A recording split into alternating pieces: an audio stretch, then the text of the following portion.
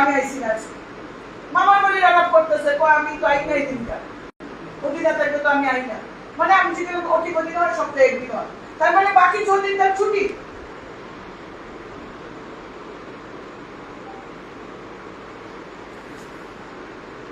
কি জবাব এসএনএস দিয়ে আপনার কি জবাব কি